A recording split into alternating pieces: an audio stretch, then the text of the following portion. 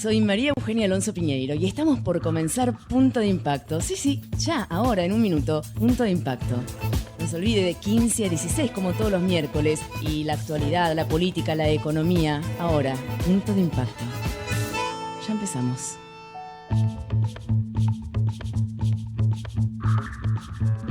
En el mundo habrá un lugar. Hola, ¿qué tal? ¿Cómo les va? Muy buenas tardes. Bienvenidos a otro Punto de Impacto. Son las 15:03 de un miércoles nublado. Maravillosamente nublado, porque puede estar maravillosamente nublado también.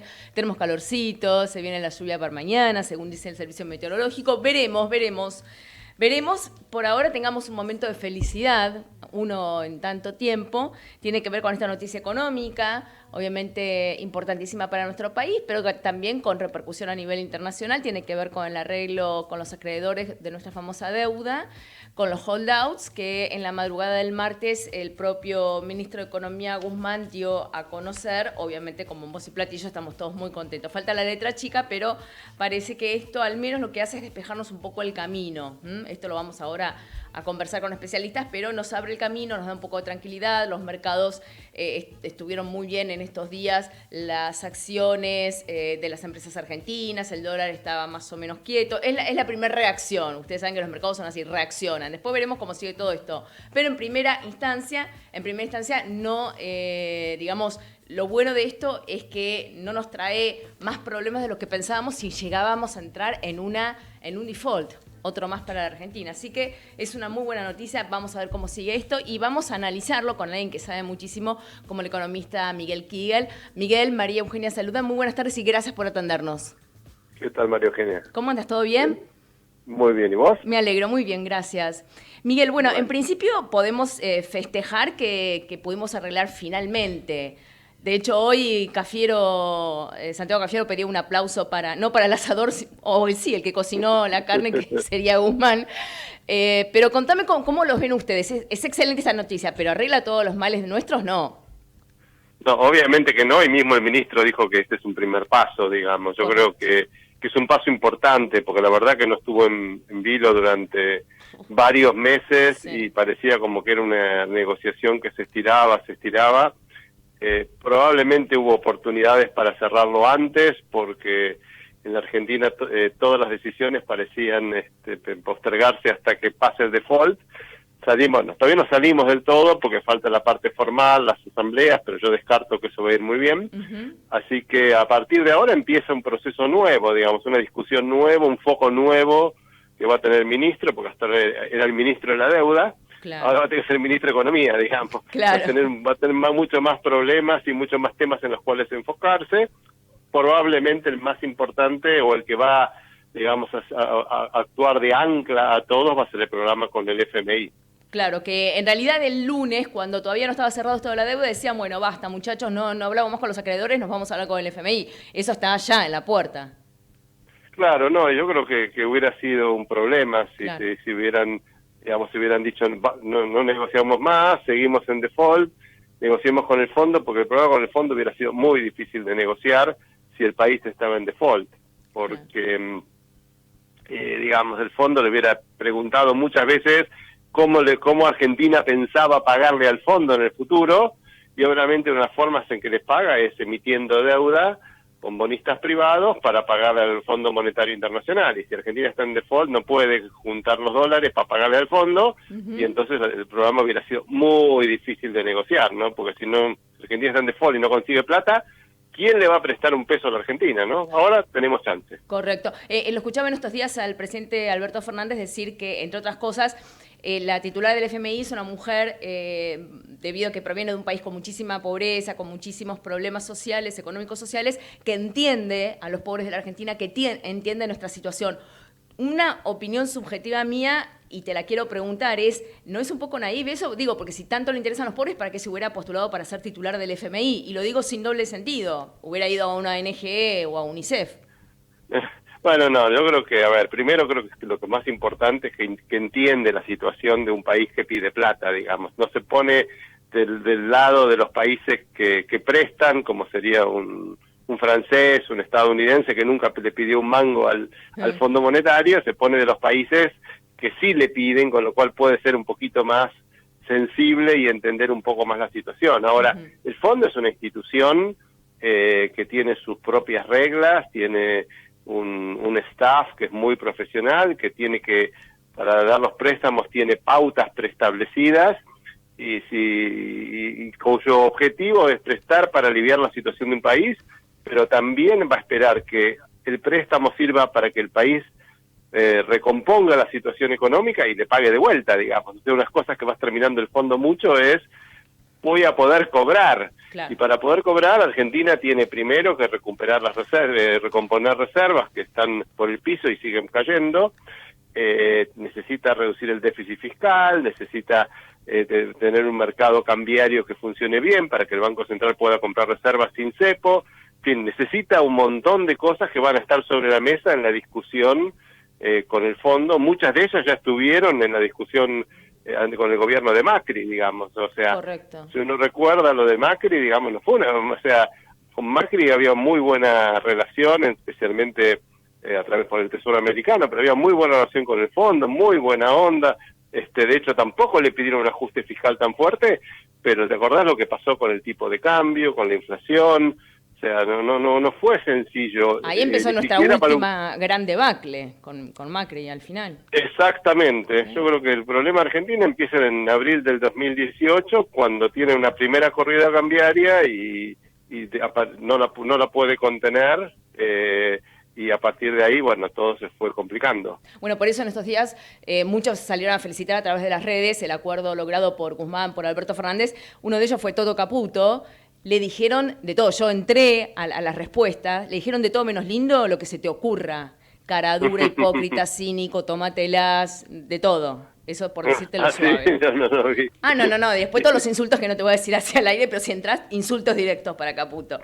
Bueno. Lo cierto es que, bueno, como vos decís, ahora viene, digamos, la parte del Ministerio de Economía. Hoy se supo que, por ejemplo, creo que lo dio a conocer el UNICEF, tenemos un 63% de pobreza infantil en la Argentina. Eso es inadmisible.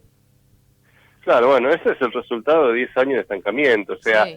Si uno mira cómo se combate la pobreza, un poco en el largo plazo, ¿no es cierto? En el corto plazo, cuando las cosas están muy mal como ahora, al Estado no le queda otra que dar plata a la gente. Sí. Pero la verdad que los países que han reducido en serio la pobreza, países, por ejemplo, en Asia, algunos otros, por supuesto, por entre los países asiáticos del este asiático, Corea, Vietnam, Tailandia, son los mejores ejemplos, lo hicieron creciendo a tasas chinas, digamos. O sea, es muy difícil terminar con la pobreza simplemente con asistencialismo y gasto público, digamos. La pobreza se termina con crecimiento. Obviamente que en el corto plazo hay que, de alguna forma, limitar o paliar los problemas y asistir a los que necesitan, pero a largo plazo, sin crecimiento no hay forma de bajar la pobreza. Y Argentina tiene 10 años sin crecimiento, a lo que se le sumó una caída del 12% este año. O sea, claramente el producto se ha derretido, y con un producto derretido, ¿quiénes sufren más? Los pobres. Entonces lo que hay que hacer es buscar que esta economía crezca, y la verdad, ¿quién puede liderar el crecimiento en este país? El sector privado, porque el sector público está quebrado. Y eso es, creo que lo que me parece que es lo que el gobierno tiene que pensar muy en serio, y eso es lo que simplemente significa un plan. Un plan económico significa pensar, bueno, ¿cómo voy a crecer? Miguel, no es cómo voy a ajustar, es cómo voy a crecer. Pero Miguel, vos lo leíste el otro día al presidente decir que no le interesan los planes, que no cree. Bueno, pero planes. Creo que va a tener que aprender. Bueno, el presidente dijo muchas cosas que tuvo que retractarse, ¿no es cierto? Creo que esta es una más, porque no se puede atacar el crecimiento sin un plan. Plan no quiere decir ajuste, plan quiere decir crecimiento. ¿Y cómo haces? Hubo un plan para la pandemia, hay un plan para la justicia, hay planes para atacar la pobreza. Bueno, todos esos son planes. Claro, presentamos un plan, después vemos si es bueno o es malo, pero presentamos un plan, algo. Exactamente, lo va a presentar, al final lo va a presentar. No le queda otra, bueno, además... En un año tan difícil, donde vos decís que el sector privado es el que más puede llegar a ayudar al crecimiento, y justo con una pandemia que está afectando obviamente a todo el mundo. Sí, todo el mundo, claro, en general todo el mundo está complicado, no es un tema de Argentina. Nosotros estábamos un poco más complicados, primero porque estuvimos en default, o sea, todavía no salimos, estamos en default, pero estamos saliendo, si Dios quiere. y aparte tenemos un problema de falta de reservas internacionales, claro, un problema de inflación importante, el tipo de cambio está ahí buscando un nivel un poco más alto del que tiene. En fin, tenemos muchos desafíos realmente que son enormes para cualquiera, digamos, o sea, no, sí, o sea, sí, cualquiera sí. que mañana tomara este gobierno, este ministro u otro va a tener el mismo problema, es ¿cómo hago para salir de todo este atolladero? No, sí, la verdad es un lindo problema el que tenemos. Ayer el presidente decía que por ahora, hasta fin de año, las tarifas iban a seguir congeladas y que el tema de la nafta en realidad hay que reverlo. Está bien, yo sé que mañana lo puede borrar con el codo, pero es lo que acaba de decir. También dificulta seguir a un país cuando el presidente no tiene una palabra muy acertada, ¿no? Y siempre se puede dar marcha atrás.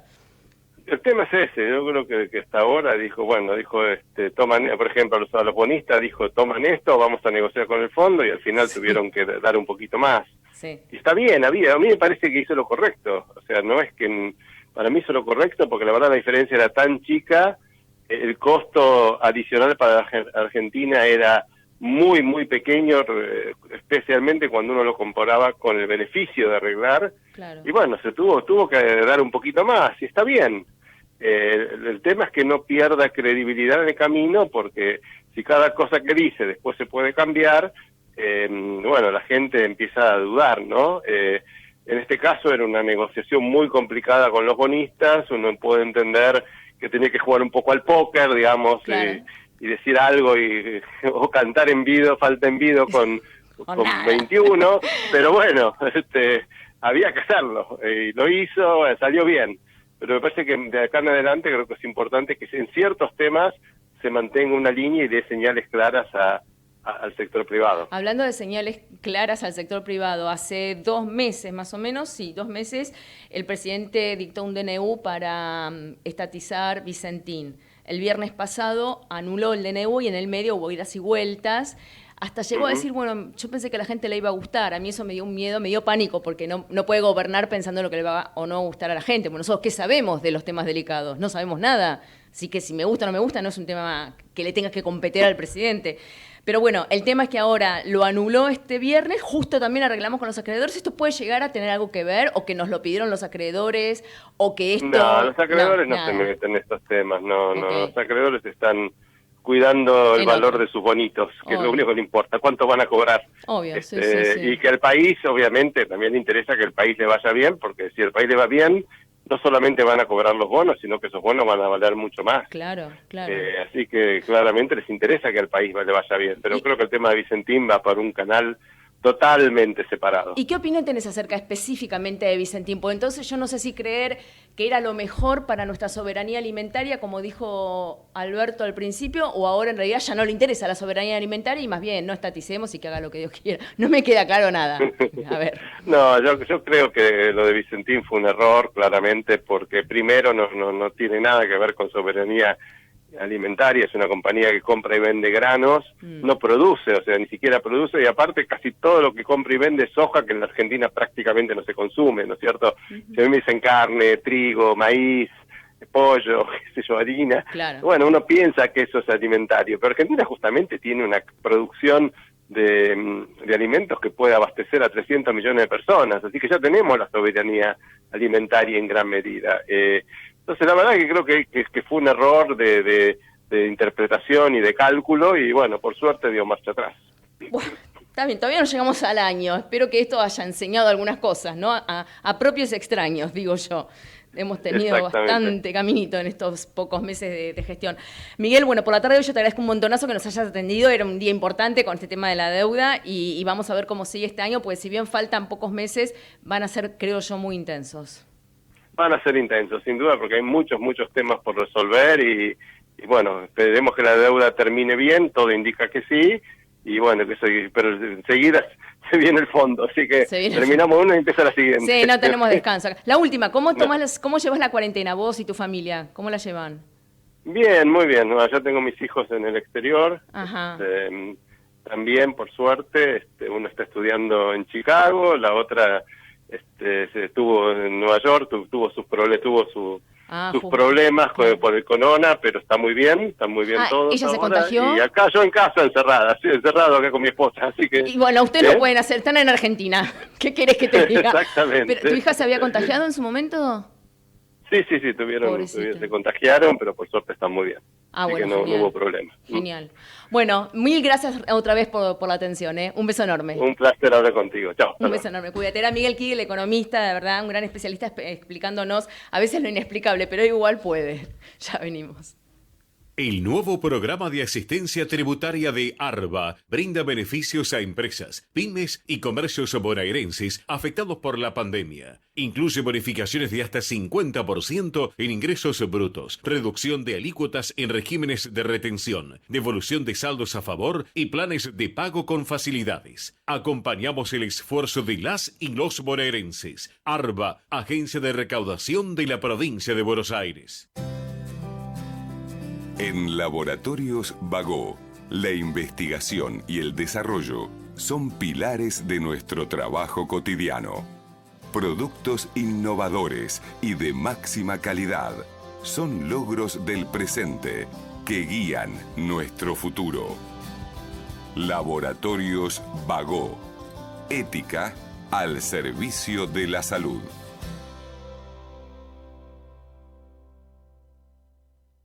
Hoy más que nunca, donar sangre es donar vida. Ahora podés encontrar postas fijas de donación fuera de los hospitales. Saca turno y pedí una constancia personalizada para circular en buenosaires.gov.ar/donasangre o escribí al WhatsApp de la ciudad al 11 50 50 0147. Buenos Aires Ciudad.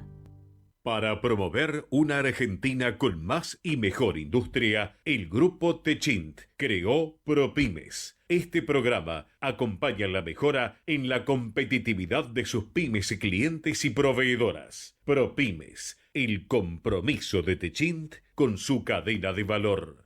Si tuviste COVID-19, podés ayudar a salvar vidas. Dona tu plasma. Legislatura de la Ciudad Autónoma de Buenos Aires. En el mundo habrá un lugar para cada despertar, un jardín de pan y de poesía. Bueno, seguimos con mucho más Punto de Impacto hasta las 16. Son las 15:20 de este miércoles nublado pero caluroso. Así que a disfrutarlo porque mañana se viene la lluvia. Bueno, recién hablábamos acerca de todo este tema económico con Miguel Kigel, muy claro en su explicación. Por otra parte, ustedes saben que estamos también con el tema judicial, con la reforma judicial, con algunas declaraciones acerca de jueces, con algunos jueces que están fueron nombrados durante la época de Macri y ahora estarían en veremos y van a revisar su nombramiento porque no habría sido del todo claro, algo muy cuestionado por el macrismo, pero se lo está evaluando y todavía tienen causas sensibles con respecto a Macri y a otros. Pero también lo cierto es que dentro de esta reforma judicial se está tratando de meter otras cosas. Por ejemplo, ayer Parrilli, el senador Parrilli, ex secretario general y ex titular también de la CIE en su momento, dijo que dentro de la reforma judicial habría que ver cómo introducir el tema del cuestionamiento a los medios cuando están presionando a los jueces. Algo tan general y tan sensible que es difícil de saber cómo se podría poner una denuncia, en este caso explicó Parrilli, de cualquier juez que se sienta intimidado por un comentario en un medio de comunicación, va y hace la denuncia del Consejo de la Magistratura. Así que se acabaron, me parece, ¿no?, las notas de opinión, información. Si se equivoca, usted, periodista, o yo, o cualquiera, si nos equivocamos, no hemos cometido un error, somos delincuentes directamente, así nomás. Y va al Consejo de la Magistratura el juez. Bueno, bastante delicado, luego lo vamos a tratar este tema, por supuesto, desde ya, pero algo también que nos atacó, literalmente, hace unas horas, casi 24, tiene que ver con esta explosión en el Líbano, que uno, no solo cuando ve las imágenes son impactantes, las vuelve a ver y son más impactantes todavía, sino que uno se pregunta, ¿qué pasó? ¿Fue realmente una explosión de unos mal manipulados explosivos en un sótano en la capital del Líbano, en Beirut. Hubo un atentado, hoy Trump dejó más o menos entrever algo de eso. ¿Qué está ocurriendo? Y vamos a hablar con un especialista, analista internacional, que primero yo lo quería entrevistar por otro tema interesantísimo del que escribió, que son los hackers chinos, pero cuando apareció esto no puedo dejar de empezar con Gustavo Sierra y el tema Beirut. Gustavo, María Eugenia saluda, muy buenas tardes y mil gracias por atendernos.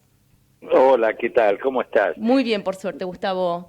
Bueno, es verdad, viste, yo en realidad primero había visto una nota tuya interesantísima de los hackers chinos, y dije, no, lo quiero a Gustavo al aire, pero explotó el Líbano. Podemos empezar por esto. Sí. Esto hasta ahora no hay ninguna otra evidencia de que sea algo más allá de una tragedia terrible y obviamente con responsables. Esto no fue un accidente.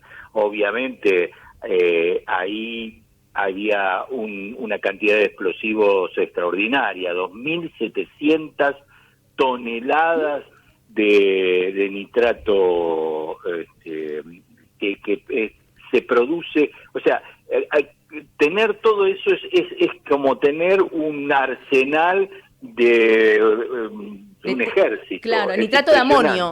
Sí. De amonio, perdón. Sí, nitrato de amonio, exactamente. Bueno, se utiliza para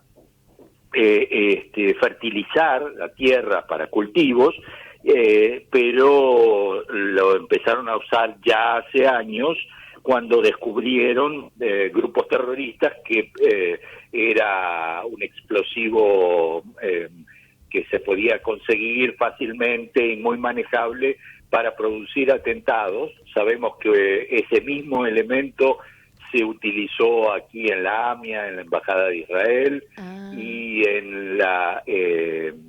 en atentados alrededor del mundo, por ejemplo el de Oklahoma en el 95. Todos esos fueron producidos por este tipo de químicos. Pero ahora, perdón, hablando de la AMIA y con esto, ¿no? En la comparación, también estábamos hablando en el caso de la AMIA de estos químicos enterrados en el sótano debajo de la embajada, y en este caso también sería así. Podría ser. En este caso lo que ocurrió es que 2.700 toneladas de estos químicos estaban en ese depósito y aparentemente hubo un incendio, una explosión en un otro depósito donde había fuegos artificiales o algo por el estilo, y esto llegó a este lugar y produjo una explosión equivalente al de una bomba nuclear de 1 kilotón. 6 kilómetros a la redonda, produjo daños considerables. Hay, la cifra oficial de 135 muertos, obviamente no es la que realmente vamos a saber. Correcto. Dentro de unos días. Está bajo los escombros, hay muchísimos cuerpos, hay 5.000 heridos. Y graves, muchos. Y muchos muy graves. Sí. Has visto ahí las imágenes, ha volado todo. Y esto siempre en un contexto de donde sucede, porque si esto hubiera sucedido en Suiza, sí, nadie pensaría más que, bueno, fue una tremenda tragedia.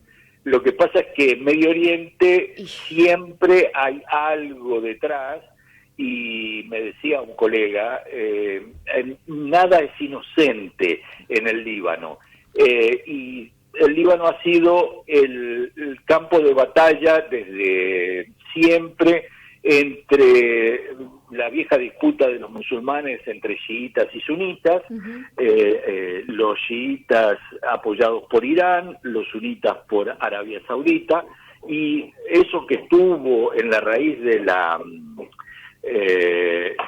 la guerra civil del Líbano entre 1975 y 1990, sigue estando allí. El Irán financió, creó, sigue financiando y armando al Hezbollah, claro, que comenzó siendo un partido político con una milicia de apoyo y terminó siendo un verdadero ejército.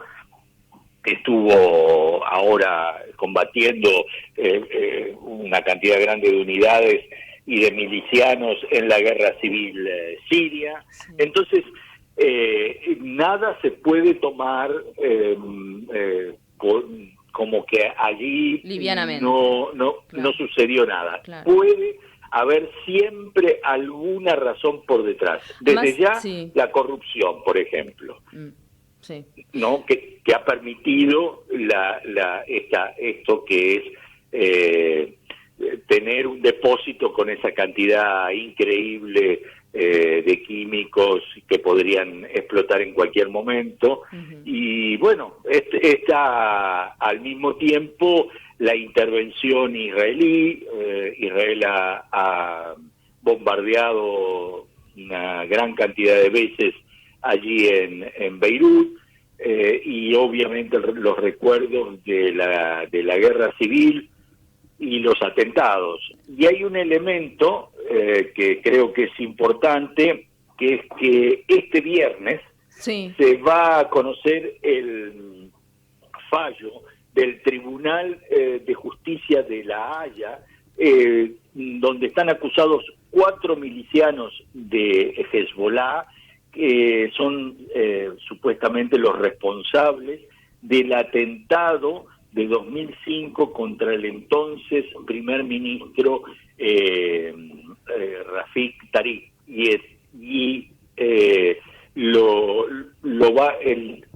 Esto fue muy controversial, claro, obviamente, todo este proceso, y Hezbollah no reconoce al tribunal. Entonces, otra vez, por ahora mala coincidencia, entre comillas, justo 2 días antes que explote todo, ¿no? Bueno, por eso, o sea, otra vez, no hay ninguna evidencia que nos marque que esto fue algo más que una terrible tragedia.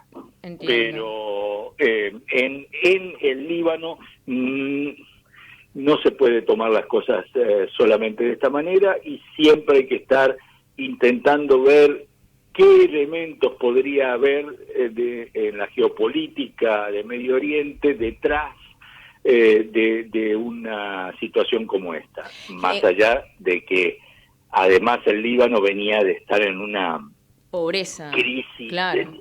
Una crisis económica gravísima, que con un corralito, por ejemplo, los bancos no devolvieron los depósitos en dólares,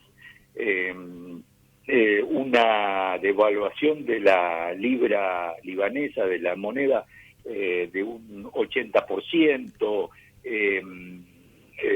situaciones realmente de muchísima gente en la calle, que era algo que no se veía desde la guerra, revolviendo los tallos de basura, etcétera. El 50% de la población bajo todos los niveles de pobreza, algo que tampoco se veía en los últimos 30 o 40 años. Es decir, que el llovido sobre mojado, y deja al Líbano y a Beirut, que es una ciudad fantástica. Que en su momento la llegaron a nombrar la París del Medio Oriente. Es realmente preciosa. Es una ciudad muy linda, y además con la diversidad que tiene, ¿no? De religiones, de la cultura. Realmente increíble, y si conoces la ciudad, el nivel de destrucción es terrible, porque llega al centro histórico de la ciudad, que es Solidaire, que fue devastado durante la guerra y reconstruido con un gusto muy exquisito, que realmente dejaron ahí un barrio fantástico. Y bueno, todo esto y ahora volvió a ser ha sido estudiado. afectado. No, Dios mío.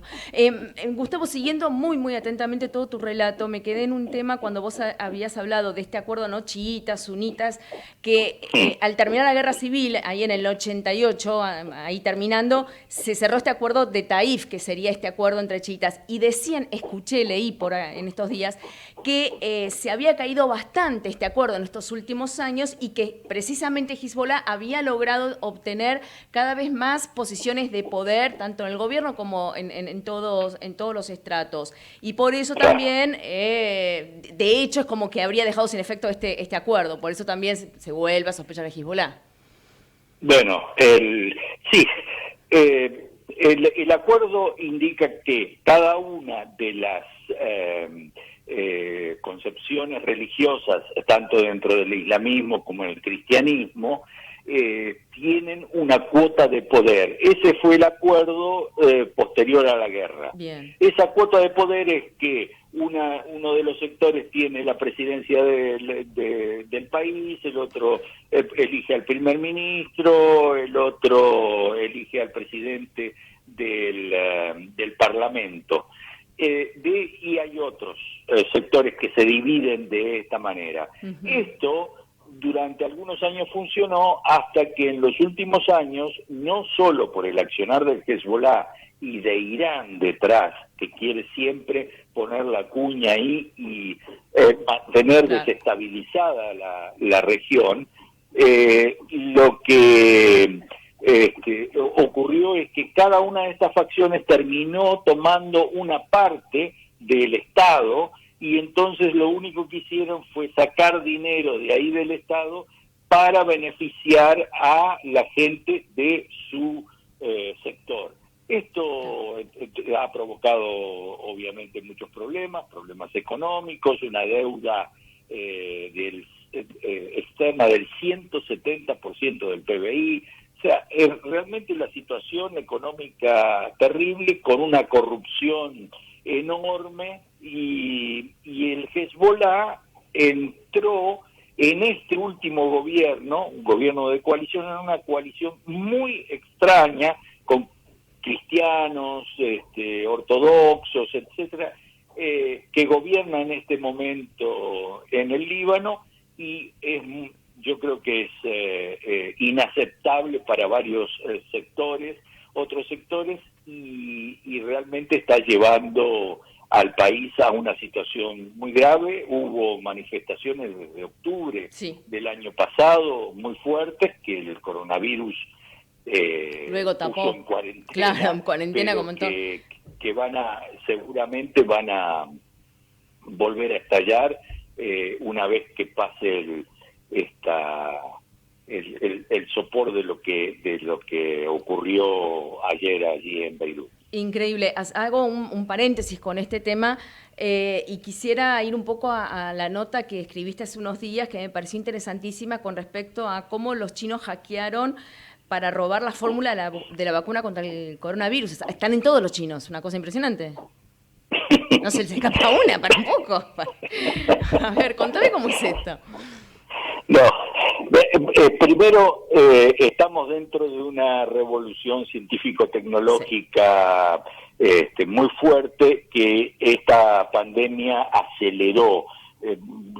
Hay algunos cálculos que dicen que hablan de 5 o 6 años. Es decir, que lo que había por detrás en este proceso histórico es una rivalidad muy grande entre Estados Unidos y China por ver quién va a liderar esta revolución en la segunda parte de este siglo. Sí. Y entre ellos aparece obviamente el coronavirus, y uno de las batallas es por la vacuna. El que saque la primera vacuna y que sea realmente efectiva, va a tener una ventaja en esta puja científico-tecnológica. De dinero, una ventaja de dinero y una ventaja de poder, de las dos cosas. De poder, yo te diría de poder, por sobre todo. Sí. Estamos en un momento donde todo se está modificando a raíz de los nuevos descubrimientos o avances científicos y tecnológicos, y entonces en este momento es crucial tener la vacuna. Y quien la consiga, como te digo, tiene ventaja comparativa para los próximos años. Esto hace obviamente que haya una guerra de las vacunas por debajo muy grande. Todos los países, todas las potencias, tratando de desarrollar su propia vacuna. En las últimas horas escuchamos que Rusia supuestamente va a tener para el mes que viene una vacuna. La Organización Mundial de la Salud dice que probablemente no tenga la eficacia que dicen. Bueno, los chinos han trabajado en la búsqueda de esta vacuna, pero tiene al mismo tiempo, como casi todos los países, una organización de hackers, de expertos en informática, que intentan penetrar los centros, laboratorios, donde se están desarrollando investigaciones alrededor del coronavirus para conseguir información sobre esto, y otra vez, pero además, Gustavo, perdón, a mí me fascinó cómo contabas en tu nota que primero estos dos hackers eran dos hackers que se cortaban solos, empezaron solos a hackear, y de repente cayó gente de seguridad del Ministerio de Seguridad chino y le dijeron, los contratamos, trabajen para nosotros. Sí, bueno, es una de esas ofertas que no se pueden rehusar. Obvio. No te podés imaginar.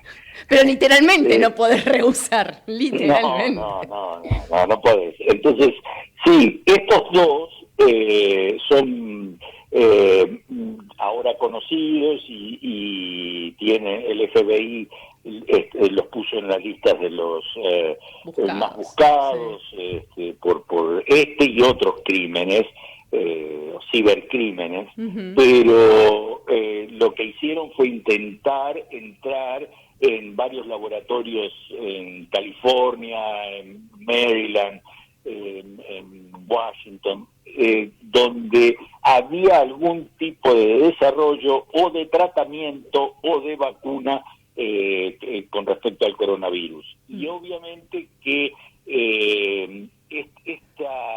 este tipo de hacker trabaja en forma orgánica o inorgánica en estos grupos que tienen allá hoy los ejércitos en todo el mundo, que se preparan para la ciberguerra, que es el nuevo campo de batalla en donde se van a enfrentar los países, cualquier potencia. Claro. Y bueno, entonces lo que estamos viendo es eso, el accionar de estos hackers que tienen un entrenamiento extraordinario y que evidentemente ya son los soldados del siglo XXI. Correcto, correctísimo. La verdad, te agradezco un montonazo que nos hayas atendido, que nos hayas elucidado estos dos temas que son tan fascinantes. Y bueno, una vez más te agradezco el tiempo y que pases muy buena jornada. Bueno, muchísimas gracias. Un beso enorme. Buenas tardes. Era Gustavo Sierra, igualmente. Periodista, analista internacional, con información de todos los temas, la verdad, muy claro, y con esta última historia realmente una novela, esas que o una película que uno dice, es ciencia ficción. No es ciencia ficción, señoras y señores, esto está ocurriendo ahora. Ya venimos. Ecomedios.com AM1220. Estamos con vos. Estamos en vos. Auspiciado por Bombonería Bombonela, carnes seleccionadas de Benito, Pizzería La Posta y, por supuesto, la Vinoteca Rubí. Estos son los números de la quiniela recién sorteados. En la ciudad, 3.557, en provincia, 0.386, en Córdoba, 5.276, Santa Fe, 0.382 y en Entre Ríos, 9.401. Fueron los números de la suerte por Ecomedios AM1220. Volvemos 18:30 segundos. Consejos de prevención de Acord Salud. Con el fin de cuidarnos entre todos y controlar la expansión de coronavirus COVID-19, Acord Salud te recuerda. Puede afectar a cualquier persona, principalmente a adultos mayores de 60 años y personas con afecciones preexistentes, como hipertensión arterial, diabetes, etc. Consejos de prevención de Acord Salud. Podés vernos en vivo en ecomedios.com. Contenidos audiovisuales. Conectate con nosotros. Twitter, @ecomedios1220.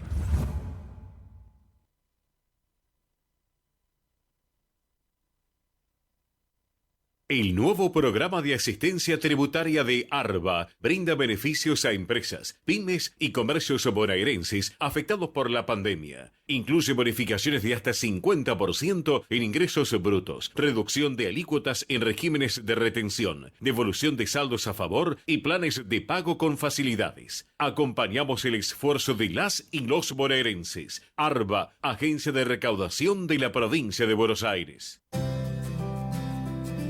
En Laboratorios Bagó, conocemos el valor de nuestras raíces y recursos.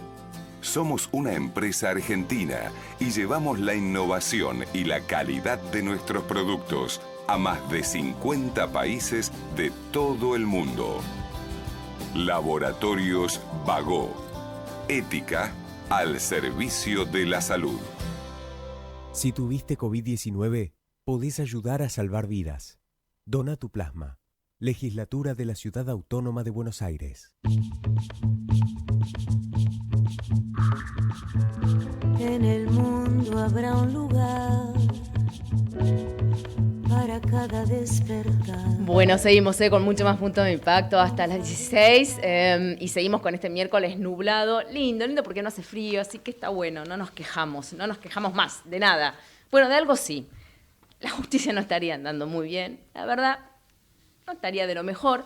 En eso estamos todos de acuerdo, el presidente también, y por eso dijo vamos a hacer reforma judicial. Y ahí ya empezaron las divergencias. Bueno, en realidad que la justicia no esté bien no quiere decir que se requiere una reforma judicial. Bueno, a ver, veamos cómo es esa reforma y ya empiezan a hablar de la ampliación de la Corte, 7, 9, 13, y no sé, el que mejor apueste por ahí gana. No solo eso, no solo ampliar el número de la Corte, sino además dividirlas en salas, algo que algunos dicen que es totalmente inconstitucional, porque la Corte es suprema, lo dice el nombre, lo dice la Constitución, mucho no hay como para interpretar ahí. Hablan también de ampliar mucho los de Comodoro Pi. Bueno, de todo esto y de declaraciones, ¿no?, de diferentes funcionarios con respecto a esta reforma, Zaffaroni dice directamente ya, no hay que reformar así ni la Corte, reformemos la Constitución. Zaffaroni va por más, va por todo. Y un montón de cosas más, así nomás le digo, pero yo presento el tema y que se las arregle, perdón, porque es un caballero, el doctor Daniel Sapsay, constitucionalista, quien ya tenemos en línea. Sapsay, María Eugenia saluda, muy buenas tardes y gracias por atendernos. ¿Qué tal, María Eugenia? Un gusto. Un gustazo enorme, Daniel, gracias, en serio. Igualmente. Bueno, a ver, yo qué sé, ¿empezamos por la reforma de la Constitución, por la reforma de la Corte Suprema? Para mí es lo mismo, como usted prefiera, le da la prioridad que a usted más le guste. Empecemos a ver por la reforma judicial que estaría en un proyecto tangible. La Constitución todavía no creo que haya un proyecto, por ahora. Por ahora no. Por eso, por ahora. Respecto de la primera, yo hoy escribo un largo artículo en La Nación, en el que sostengo que en realidad hay que correr un poquito la cortina y más allá de la letra chica, de aumentar juzgados federales, de modificar el régimen inquisitivo por el acusatorio en materia de ministerio público, de juicio por jurados, consejo, etcétera, etcétera. Acá lo que está en marcha es un plan para asegurar la impunidad de la señora vicepresidenta y de quienes fueron muchos de los funcionarios que la acompañaron en sus gestiones. Y a ver, ¿cómo puede ser eso? Sí. Me pongo del lado de los kirchneristas que dicen, pero eso es imposible porque en realidad van a cambiar la cantidad de personas y las personas, pero las leyes se van a seguir aplicando, lo que dicen los kirchneristas.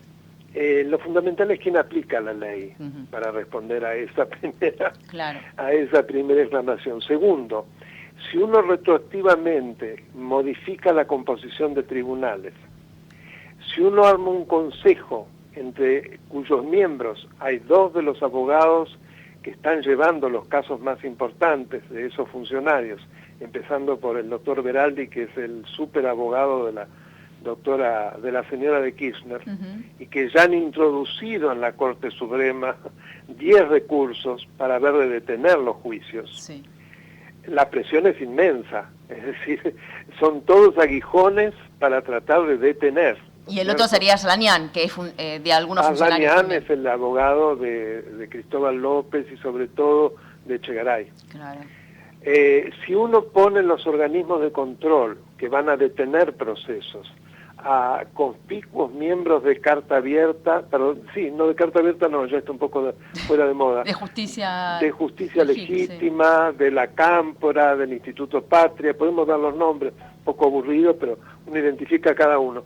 Pero sobre todo Zanini, que es el Procurador General del Tesoro, y como Procurador General del Tesoro es el abogado de los abogados, el jefe de los abogados del Estado, es el gran asesor jurídico del presidente, y es el que lo asesora sobre qué se debe hacer respecto de todos los juicios que comprometen el patrimonio del Estado.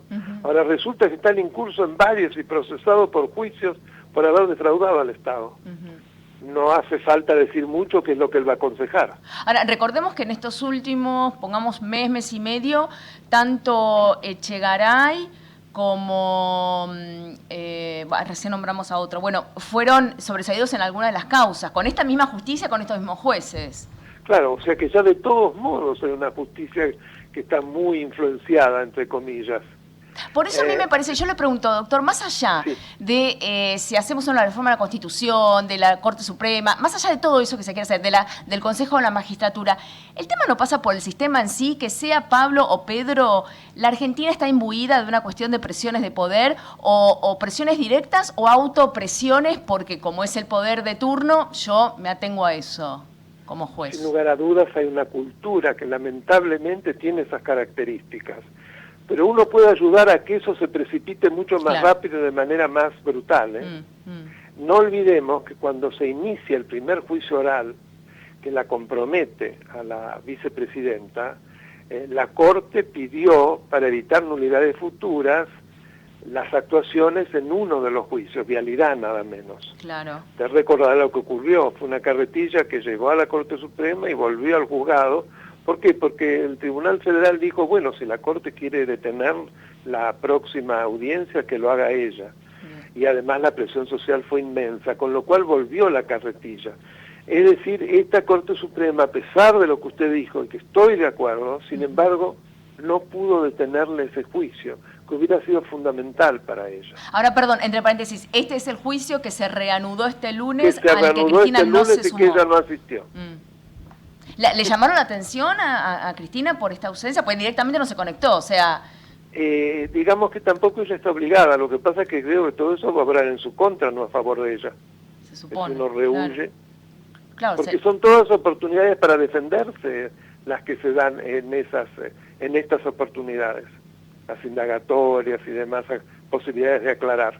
Y justo en la semana donde entra la reforma judicial a analizarse es cuando ella no se presenta. Ella no se presenta, o sea que realmente son todos hechos, a mi modo de ver, que demuestran cierto despiste de parte de ella, ¿no? Porque mientras de todos modos la justicia, en ese caso, parecía que finalmente se despertó y la audiencia tuvo lugar. Claro. No sé si fue lo más inteligente que ella dirigía en el Senado una sesión en la que se discutió una reforma judicial cuando tenía que estar a justicia. Claro, sobre todo que los que estuvieron, estaba Báez, por ejemplo, que se opuso con su abogado y todo, pero estuvieron. Exactamente, se presentaron. En la no presencia no es que implique en sí mismo una sanción, pero sí para los jueces implica una posición en la cual alguien que no se quiere defender y que no obedece una orden de un tribunal no la pone procesalmente en una buena situación. Yo como abogado no se lo hubiese recomendado. Doctor, ¿se da cuenta usted que esta conversación que estamos teniendo usted y yo, según Parrilli, estaríamos presionando a la justicia? Sin porque duda. Parrilli dijo textualmente que a esta reforma judicial habría que agregar la figura de presiones mediáticas que los jueces podrían denunciar en el Consejo de la Magistratura, refiriéndose a cualquier opinión vertida en un medio de comunicación por un periodista. Sí, no, es lo que quiere Parrilli de una manera grotesca, ¿no? Es amordazar a la libertad de expresión. Terminar con la información, terminar con la comunicación de aquellas ideas y de informaciones que permiten que el pueblo sepa de qué se trata y pueda controlar a sus gobernantes. Porque, a ver, convengamos, doctor, que si hay una operación, a lo que siempre apuntan, ¿no?, cuando hacen este tipo de cuestiones, si hay una operación mediática, hay una operación ilegal, eso ya, por favor, corríjame si estoy equivocada, eso ya se sanciona porque eso es un delito, eso no es periodismo, es ser delincuente, son dos cosas diferentes. Eso es así, es decir, a través de la prensa se pueden cometer delitos desde ya, obvio, como a través de cualquier otra acción. Tal cual. Y eso será penado. Pero no es que el hecho en sí de investigar o de intercambiar información veraz, porque no son mentiras lo que estamos diciendo, claro, no se presentó. Yo puedo además decir, me parece que procesalmente eso no la pone en muy buena situación. Claro. Me parece que si yo tengo una oportunidad para defenderme frente a los jueces que me acusan, ¿cómo la voy a perder? Si la pierdo es porque no tengo mucho para defenderme. Todo eso son realidades.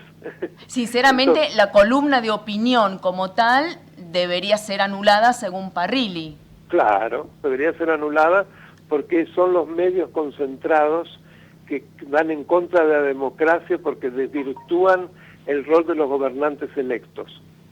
¿Usted cree que esto va a llegar a buen puerto o se va a transar en una discusión divertida para que todos entremos en esto? Yo creo que gran parte de todo ese paquete va a terminar como Vicentín.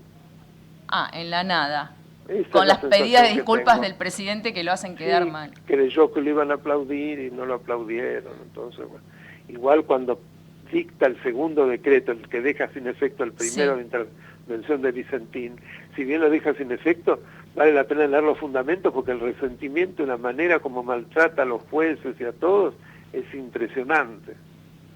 Y eso, la verdad que es una pena para la democracia, ¿no? Es una pena para todos nosotros tener gobernantes de estas características. La verdad que sí, porque los presidentes de última están 4 o 8 años, pero nosotros estamos toda la vida y la verdad que flaco favor nos hacen. Mientras tanto se le quita al país la posibilidad de desarrollarse, porque con esta mentalidad y esta corrupción, un país tan rico cada vez está más atrasado.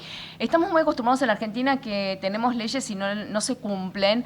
No se cumplen, primero no nos obliga el organismo encargado de hacer cumplir, ni la justicia ni el Poder Ejecutivo. Pero lo peor es que seguimos dictando leyes o DNU que, por ejemplo, el último, que rige por estos 16 días, que dictó el presidente de la Nación, prohibiendo las reuniones sociales en las casas, no en la calle, en las casas, que muchos salieron a decir que esto es inconstitucional, el presidente sale a decir que es para defender la salud de los argentinos. ¿Por qué entramos en discusiones tan básicas? No se puede pretender cualquier medio para, sobre pretexto de defender la salud, porque cuando es razonable, cuando es desproporcionado con la finalidad que yo persigo, eso es inconstitucional. No sé, el presidente no puede dictar vía decreto de necesidad de urgencia delitos, porque está expresamente prohibido por la Constitución, que excluye en toda circunstancia la materia penal como objeto de un decreto. Doctor, entonces volviendo un poco al principio, a ver, ¿es necesario hacer una reforma judicial o es necesario hacer una reforma moral? Sinceramente. Muy bueno. ¿Va por ahí? Estoy de acuerdo, además en este momento es el peor de los momentos. Claro, además. Un país que está de rodillas, la economía hecha trizas, 2 millones de desocupados se calcula nuevos. Sí. 11 millones de personas que ya reciben asistencia alimentaria, muchos que provienen de la pequeña clase media, que nunca habían tenido que acudir a ese tipo de asistencia. Un PBI que se calcula para fin de año que va a bajar entre 12 y 20 puntos. ¿Usted se da cuenta de lo que estamos hablando? No, no. Y se están preocupando de esto en lugar de reconstruir un país que se cae a pedazos.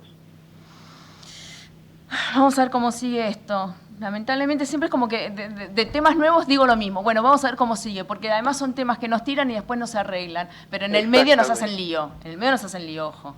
Así es, lamentablemente. Doctor, por último, ¿cómo está llevando la cuarentena? Y bueno, trato de estar lo más activo posible y además junto a mi hijo armamos un canal de YouTube. Ah, mire, con charlas, sí, el otro día escuchaba algo. Daniel Alberto Safsay, donde subimos videos donde hablo del Estado de Derecho, explico lo que es la Constitución, cuando aparecen temas como estos. Hoy, por ejemplo, grabé sobre reforma de la justicia. Ah, así que los invito a sus escuchas, si se quieren suscribir es gratuito. Entran Daniel Alberto Safsay en YouTube, ahí va a aparecer el canal. Y ahí nos metemos. Ven si les gusta, ya hay 45 videos. Me encantó. Bueno, entonces dicho, me encantó. Además, está bueno informarse de todas las opiniones, sea claro, pues por ahí ahora me están escuchando, claro, pues lo saca Sapsay, no, pues el otro día también escuché en YouTube, también estaba Graciana Peñafort dando su opinión. A mí me gusta nutrirme de todas las... La pluralidad. Pero sí, para mí es lo mejor. Pero hay que respetar al que piensa distinto, no tratar de prohibirlo. Esa es la base de la democracia. Ni perseguirlo. Exactamente. Doctor, como siempre, un placer hablar con usted y gracias por atendernos. Igualmente, María Eugenia, hasta pronto. Un beso enorme, hasta pronto. Otro para usted. Era el doctor Daniel Sapsay y sinceramente el otro día estaba Graciana Peñafort y también en YouTube, está muy bueno porque uno no tiene que registrarse, nada, son charlas en donde uno entra ahí en vivo y en directo, así que también tiene acá el canal el propio doctor Daniel Sapsay y me parece que está bueno escuchar opiniones tan disímiles como la de ellos, uno se va nutriendo, escuchando al que escucha y al que piensa diferente, uno tiene dos opciones, o asevera todavía más lo que uno pensaba, o se le abre una ventana de idea que no tenía y dice, pará, esta no la había pensado, de esta manera no la había pensado. Y nos puede mejorar. Lo peor que puede pasar, lo peor es que nos deje igual, lo cual sería bastante chato, ¿no? Pero bueno, lo peor que nos puede pasar es que nos deje igual que antes de haber escuchado una opinión diferente. Con lo cual lo estoy diciendo irónicamente desde el punto de vista de que nunca nos va a hacer mal. Nunca nos va a hacer mal escuchar la otra opinión. Todo lo contrario, pero todo lo contrario. Y estaría bueno, siempre estamos en presencia de todos los gobiernos, en la Argentina hablo desde ya, que quieren hacer la reforma de la reforma de la reforma. Si no son 9, que sean 7, si no son 5, que... Señoras y señores, hay ciertos valores que están ya desde la Constitución del 53 y esos no han cambiado. Puede cambiar una ley de tecnología del conocimiento, porque la propia ley, el nombre lo dice, la tecnología del conocimiento. Pero hay ciertas bases, ciertos valores que no deberían cambiar nunca desde la fundación de una república. Esos que siempre intentan cambiarlos cada 4 años, a esos yo les tengo un poco de miedo. E igual los escuchamos, siempre se puede sacar algo mejor, pero hay que tener cuidado. Que tengan una gran jornada, que tengan una gran semana. Estamos terminando en punto y Javi casi como que le da taquicardia. Nuestro operador estrella.